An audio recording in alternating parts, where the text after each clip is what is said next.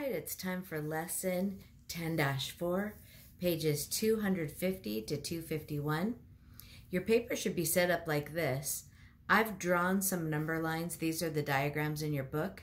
You do not need to draw these diagrams. They are in your book and they are on this video. But what I do want you to write is the problem. So the problem for number 1 is 2/4 compared to 2/3. 2/4 compared to 2/3. That's the problem you're writing for number 1. All right, so what we're doing is comparing them on a number line instead of making cubes or boxes. It's the same thing, but just a little sideways perspective on it. So I'm going to change colors here, and I'm going to find 2/4 on the number line. So you'll notice it says 1/4, 2/4, 3/4. This one would be 4/4, right? So I'm going to make a orange mark at the 2/4 spot.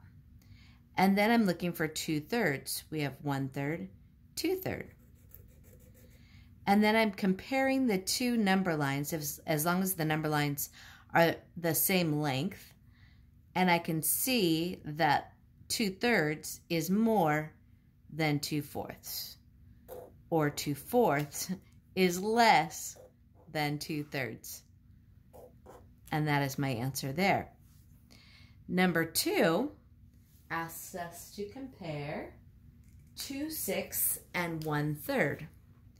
So this is the problem you're going to write. 2/6 compared to 1/3. So again, I'm going to find those spots on the number line.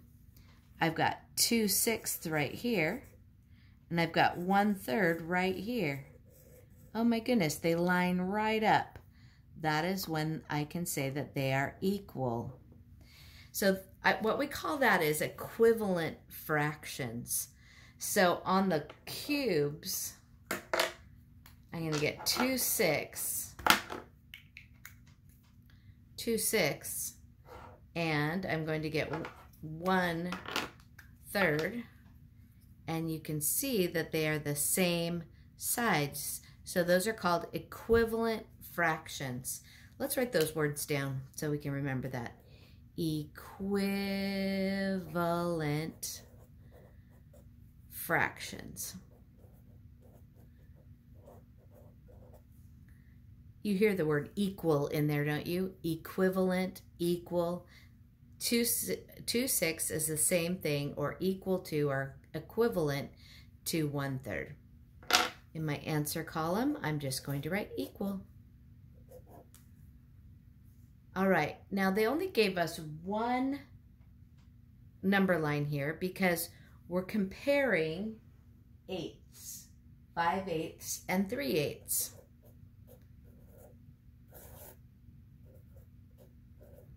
And we've done this before, where if the denominator is the same, whichever numerator is greater is the one that is greater. But let me show you that on a number line.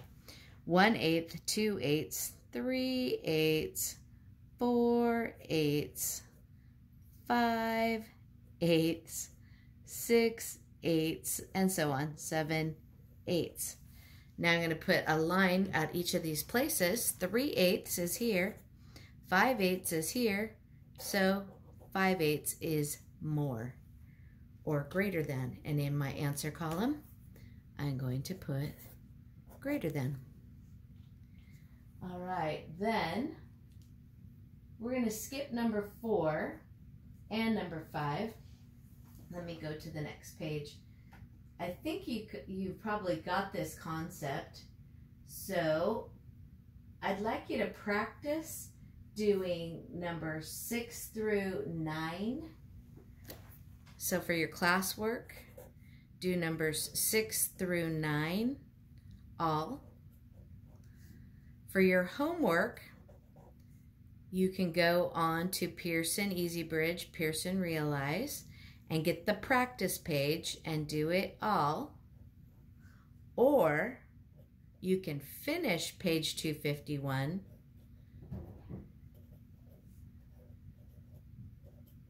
which is numbers 10 through 12. I will accept either for the homework portion or the practice portion of our math. So I think we're finally getting the hang of it. If you have any questions, be sure and let me know. Have a good one.